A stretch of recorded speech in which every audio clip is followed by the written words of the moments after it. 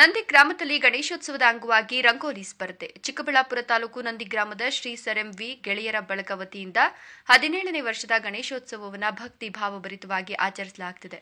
ಇದರ ಅಂಗವಾಗಿ ಮಹಿಳೆಯರಿಗಾಗಿ ವೈವಿಧ್ಯಮಯ ರಂಗೋಲಿ ಸ್ಪರ್ಧೆ ಹಮ್ಮಿಕೊಳ್ಳಲಾಯಿತು. ಸ್ಪರ್ಧೆಗೆ ಗ್ರಾಮೀಣ ಮಹಿಳೆಯರಿಂದ ಭಾರಿ ಪ್ರತಿಕ್ರಿಯೆ ದೊರಕಿತು. ಹಲವು ಬಣ್ಣಗಳೊಂದಿಗೆ ಸಾಂಪ್ರದಾಯಿಕ ಹಾಗೂ ನವೀನ ವಿನ್ಯಾಸದ ರಂಗೋಲಿಗಳು ಅಲಂಕಾರಗೊಂಡು ಸ್ಥಳವೇ ಹಬ್ಬದ ವಾತಾವರಣ ಪಡೆದುಕೊಂಡಿತು. ಕಾರ್ಯಕ್ರಮಕ್ಕೆ ಗ್ರಾಮ ಪಂಚಾಯಿತಿ ಅಧ್ಯಕ್ಷೆ ನಳಿನಾ ರಮೇಶ್ ಚಾಲನೆ ನೀಡಿ ಬಳಿಕ ವಿಜೇತರಿಗೆ ಬಹುಮಾನ ವಿತರಿಸಿದರು.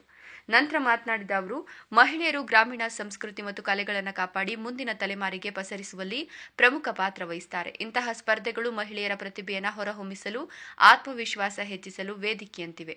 ಸೋಲು ಗೆಲುವು ಅನ್ನೋದು ಸಾಮಾನ್ಯ, ಆದರೆ ಸ್ಪರ್ಧೆಯಲ್ಲಿ ಧೈರ್ಯವಾಗಿ ಇಳಿಬೇಕು ಎಂದರು. ಈ ಸಂದರ್ಭದಲ್ಲಿ ಪಂಚಾಯಿತಿ ಮಾಜಿ ಅಧ್ಯಕ್ಷ ಮಂಜುನಾಥ್, ರಾಮಚಂದ್ರಾಚಾರಿ, ಗೆಳೆಯರ ಬಳಗದ ಪದಾಧಿಕಾರಿಗಳಾದ ವೆಂಕಟೇಶ್, ನಾಗೇಂದ್ರ, ವರದರಾಜ್, ಯೋಗೇಶ್, ವರುಣ್, ಮಹೇಶ್, ಕೇಶವ್ ಹಾಗೂ ಗಣೇಶ ಭಕ್ತರು ಹೆಚ್ಚಿನ ಸಂಖ್ಯೆಯಲ್ಲಿ ಭಾಗವಹಿಸಿ ಕಾರ್ಯಕ್ರಮವನ್ನು ಯಶಸ್ವಿಗೊಳಿಸಿದರು. ವರದಿ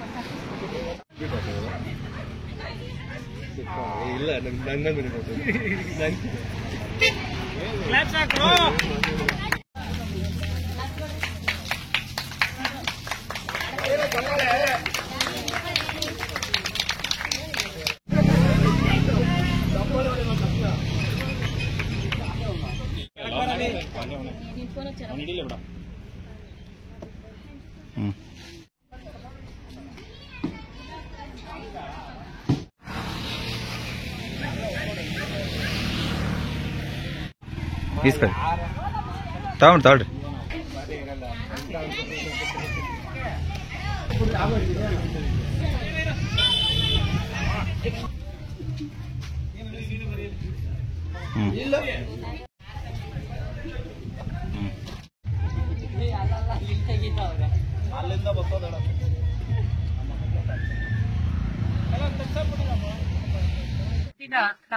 ನಂದಿ ಗ್ರಾಮ ಪಂಚಾಯತಿ ಅಧ್ಯಕ್ಷ ಮಾತಾಡ್ತಾ ಇದ್ದಾರೆ. ಈ ದಿನ ನಮ್ಮ ನಂದಿ ಗ್ರಾಮದಲ್ಲಿ ಗಣೇಶನ ಒಂದು ವಿಗ್ರಹವನ್ನು ತಂದು ಸುಮಾರು 4 ದಿನಗಳಿಂದ ಪೂಜೆ ಮತ್ತೆ ಪ್ರಸಾದ ವಿನಿಯೋಗ ನಡೆಸ್ತಾ ತುಂಬಾ ಉಂಟೆಲ್ಲ ನೋಡ್ತಾ ಇದ್ದೀವಿ. ತುಂಬಾ ವಿಜೃಂಭಣೆಯಿಂದ ಸಂಭ್ರಮವನ್ನ ಮಾಡ್ತಾ ಇದ್ದಾರೆ. ಅದರಲ್ಲಿ ತುಂಬಾ ಮುಖ್ಯವಾಗಿ ಮಹಿಳೆಯರು ಇವತ್ತು ರಂಗೋಲಿ ಸ್ಪರ್ಧೆಯನ್ನು ಹಮ್ಮಿಕೊಂಡು ನಮ್ಮ ಹುಡುಗರು ಇಲ್ಲಿ ಏನಿದ್ದಾರೆ ಇವರೆಲ್ಲ ಈ ಗಣೇಶನ ಒಂದು ಮೂರ್ತಿಯ ಮುಂದೆ ಈ ಒಂದು ರಂಗೋಲಿ ಸ್ಪರ್ಧೆಯನ್ನು ಇವತ್ತು ಹಮ್ಮಿಕೊಂಡಿದ್ದು ಅದರಲ್ಲಿ ಭಾಗವಹಿಸಿದ್ದಾರೆ. ಮಹಿಳೆಯರೆಲ್ಲ ತುಂಬಾ ಕಲರ್ಫುಲ್ ಆಗಿ ಬ್ಯೂಟಿಫುಲ್ ಆಗಿ ಬಣ್ಣದ ರೀತಿಯಲ್ಲಿ ರಂಗೋಲಿಗಳನ್ನು ಹಾಕಿದ್ದಾರೆ. ಎಲ್ಲರೂ ಒಂದು 2 ಅವರ್ಸ್ ಇಂದ ನಾನು 1 ಅವರ್ ಆಯ್ತು ಬಂದು ಅವರಿಂದ ನೋಡ್ತಾ ಇದ್ದೀನಿ. ಅವ್ರದೇ ಆದ ಒಂದು ಶೈಲಿಯಲ್ಲಿ ಹಾಕಿದ್ದಾರೆ.